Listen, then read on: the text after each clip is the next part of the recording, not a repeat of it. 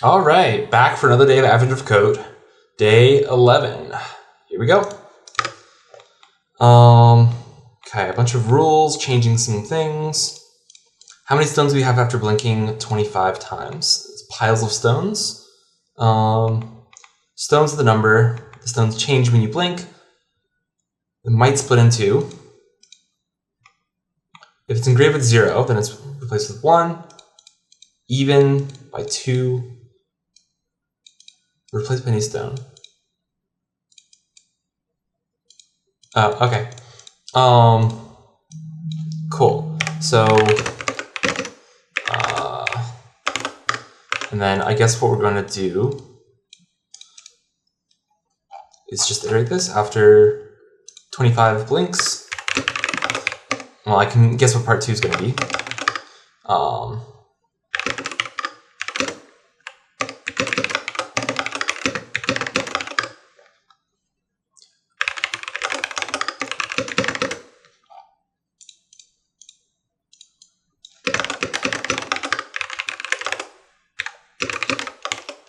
Oh, the left half of the even number of digits. Oh.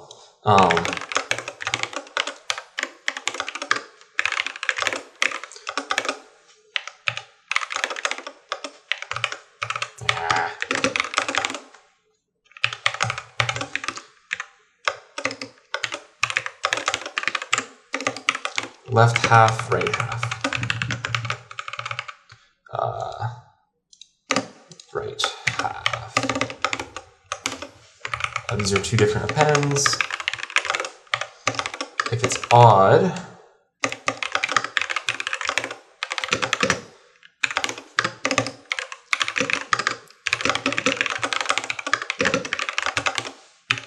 and then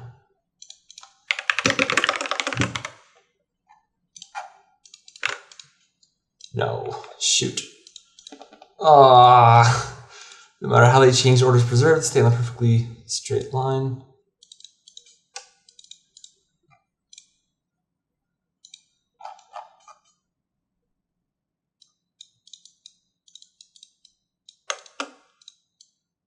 Oh shoot, it's the number of stones. That's terrible. That's terrible. That's a lot of stones. 28 seconds, that's killer. I bet it's full. No. That's so sad. Part 2 is still going though. I can think about part 2. Part 2 is probably gonna be like do many more steps. So shoot, this is gonna be hard. How do I think of the number of 5 seconds? I should just focus on submitting at the right time. 2 seconds. Okay, rank 243. Now do 75 times, and this is not going to be fast enough. I'll try it anyways. Oops, day 11.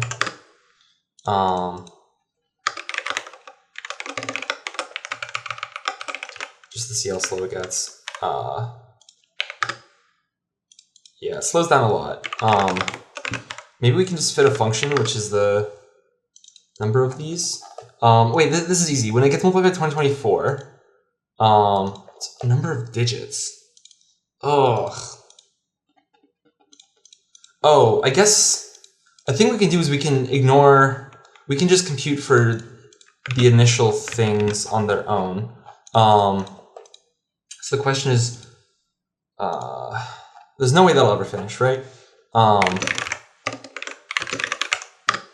Okay, so like we can compute 5 and 0 separately, for instance. Like if we just have 0, then the length of this, there's some pattern to this, but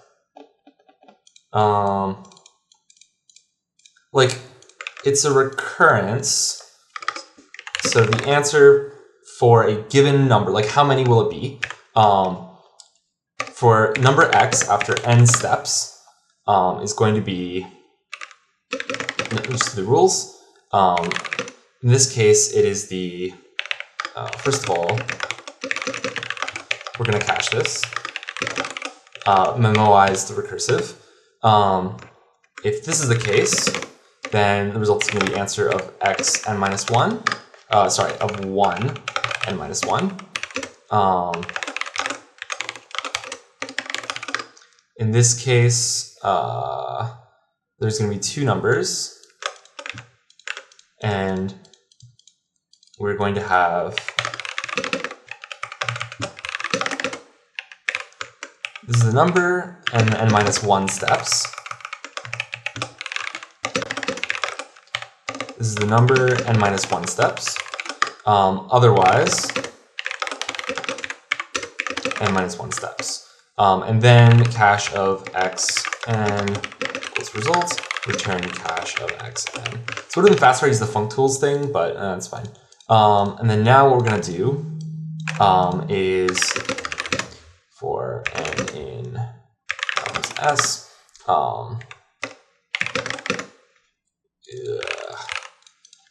answer of n, oh I hate this, n 75, and then I think that's it.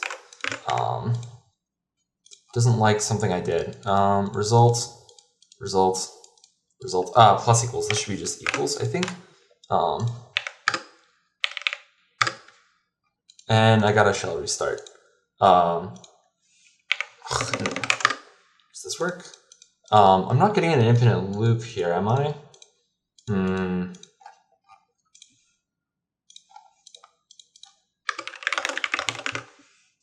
Oh shoot, I don't have a base case. There's one number left at that point. Is there an answer? Rank 117. Ah, so close. Oh man. I'm sorry, I just saw 9 seconds and I started laughing. Yeah, that was really fast on part 1. What was my final solve time? I got locked out because I added up the numbers on the stones and not the number of stones. 307. So without the lockout, I would have been 207, which still did not make leaderboard. That's crazy. That's so fast. I didn't feel like I was going slow at all, but part two felt clean to me. What was the split? The split was like 3 minutes and 40 seconds, which is maybe about on par. I just didn't have a fast enough part 1. Yeah, I don't know. Cool. Well, anyways, I can go ahead and explain the problem now. Yeah, so what is going on here?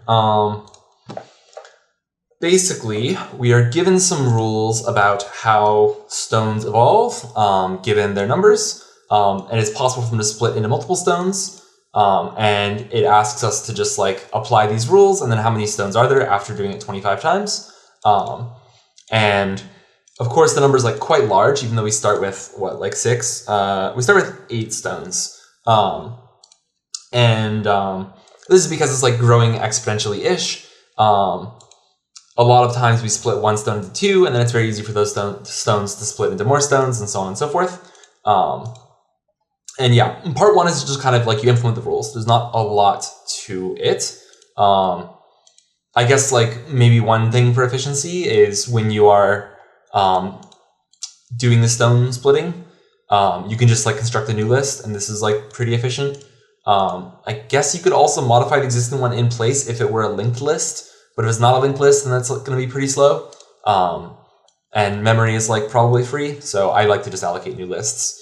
So yeah, that's part 1. There's not a ton to that. And then in classic advent of code fashion, part 2 says now we're going to do it 75 times instead of 25 times. And because it grows exponentially, you like can no longer just simulate it. And the observation here is that all you care about is the number of stones. You don't care about actually what is on the stones.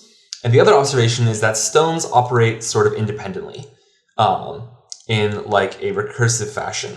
So as an example, this like example input is like a good one. So 5 is going to turn into, let's see, it has an odd number of digits and it's not 0. So it'll turn into 5 times 2024. It'll turn into 10,120. which then I guess we'll play it again because it's still an odd number of digits. Now it's an even number of digits. So then it turns into two numbers, which turns into two. Each of these turns into two numbers, and then each of these turns into two numbers, and then this like process repeats. But you'll notice that like we don't need to look at any of the other numbers in order to figure out what happens to this 5. That's like one insight. And the other thing is that supposing we did this all the way out just for the number 5, we would eventually know after 75 steps how many stones 5 turned into. And okay, well maybe this is not such a great example.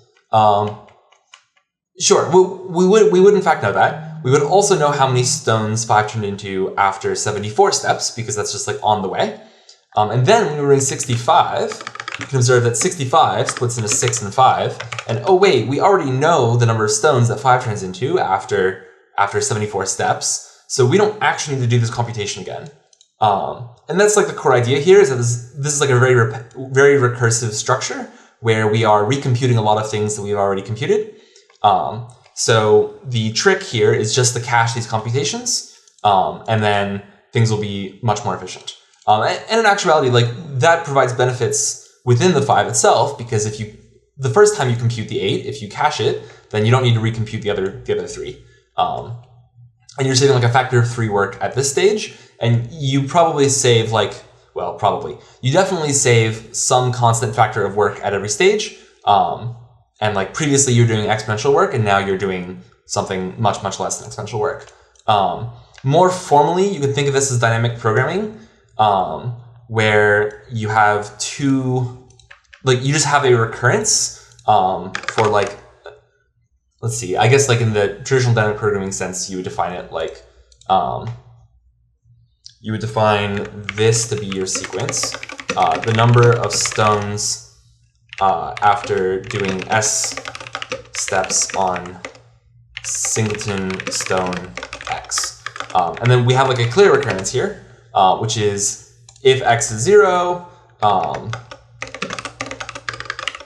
maybe it's not worth writing the full thing out, but like if X is 0, then this is going to be T of 1, S minus 1. If num digits of X is even, then this is going to be T of, I'll just denote this as like left half, S minus 1 plus T of right half, X, S minus 1. And then otherwise, T of 2024 times X, X minus 1. And there's your recurrence. And the idea is that you probably don't actually want to fill this table up, bottom up, like you often do in dynamic programming. I mean, maybe you do, but I imagine a lot of numbers here are just not really obtainable.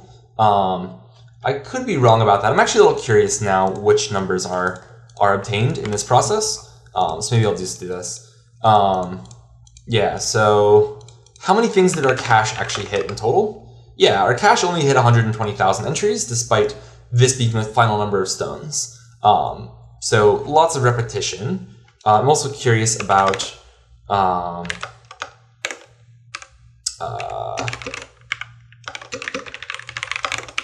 many unique actual numbers did we hit. We only hit like 4,000 unique numbers. And I imagine that they're not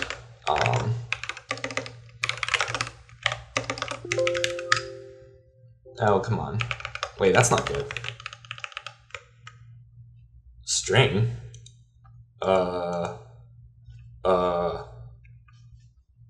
When am I ever filling this with a string?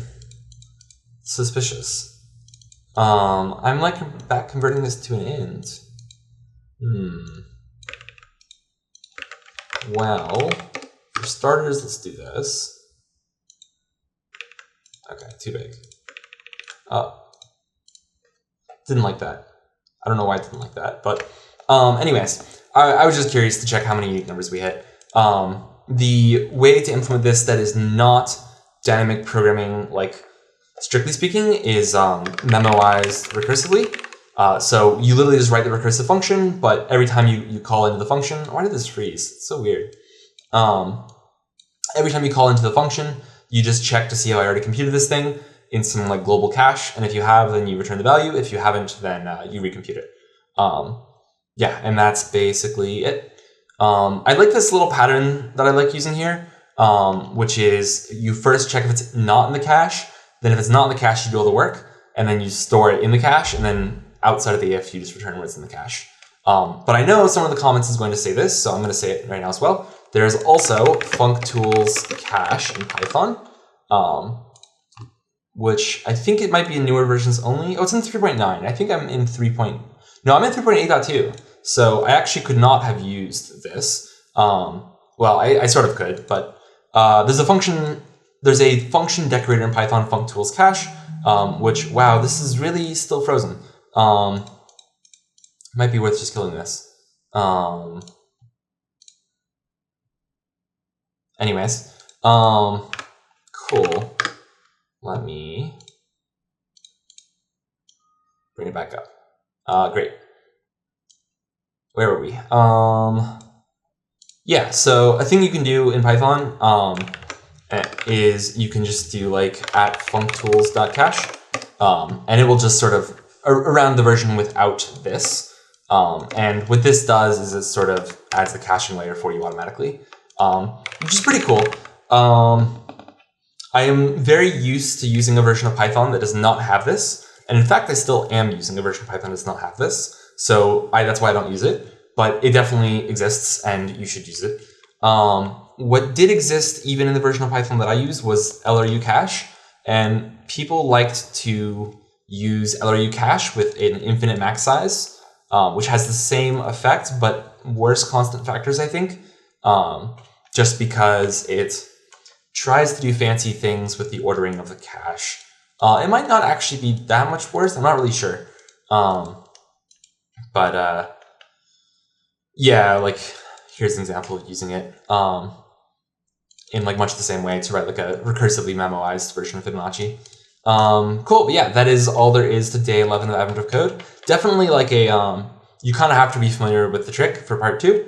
And also a very classic Advent of Code question where you're like doing some evolutionary process to a sequence, and then you're told to do it some small number of times, and then you're told to do it a large number of times.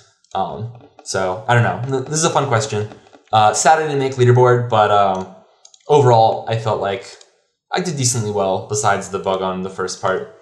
I guess if I forgot to look at that. If I wasn't cost a minute on the first part, 546 would have been leaderboard. It would have barely been leaderboard again. But yeah, no sweat. I will hopefully pick it up on some later days. But yeah, that is all I got for Advent of Code day 11. See you tomorrow.